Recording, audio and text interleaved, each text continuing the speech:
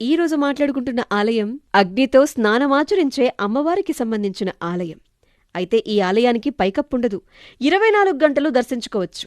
అమ్మవారు అగ్నిస్నానం ఆచరించే సమయంలో అక్కడున్న ప్రతి వస్తువు అగ్నికి ఆహుతి అయిపోయినా అమ్మకు మాత్రం ఏమీ కాకపోవటమే శాస్త్రవేత్తలకు ఇప్పటికీ అంతుపట్టని విషయం. మిస్టరీ ఛేదించలేని అరుదైన క్షేత్రాల్లో ఒకటి రాజస్థాన్లో ఉదయ్పూర్కు 60 కిలోమీటర్ల దూరంలో ఉన్న ఇడానమాత దేవాలయం. ఇడానమాత అగ్నిని స్నానంగా తీసుకుంటారు. నెలకు 2 నుంచి 3 సార్లు ఇలాంటి స్థితిలో ఉంటారు. మంట దానంతట అదే వస్తుంది. అలా అమ్మవారిని జ్వాలాదేవి రూపం ఆవహిస్తారు.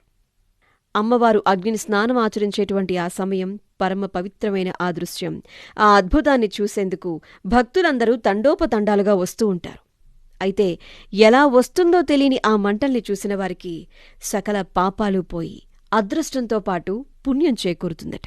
కోరిన కోర్కెలన్నీ తీరుతాయట. ముఖ్యంగా పక్షవాతం, మానసిక ఆందోళనకు గురవుతున్నటువంటి ప్రజలు రోగం నుంచి విముక్తి కోసం ఆలయానికి వెళ్లి ఆలయంలో అగ్ని ఉన్నంతకాలం అక్కడే ఉండి అమ్మవారి ఆశీర్వాదాలు పొందుతారంట.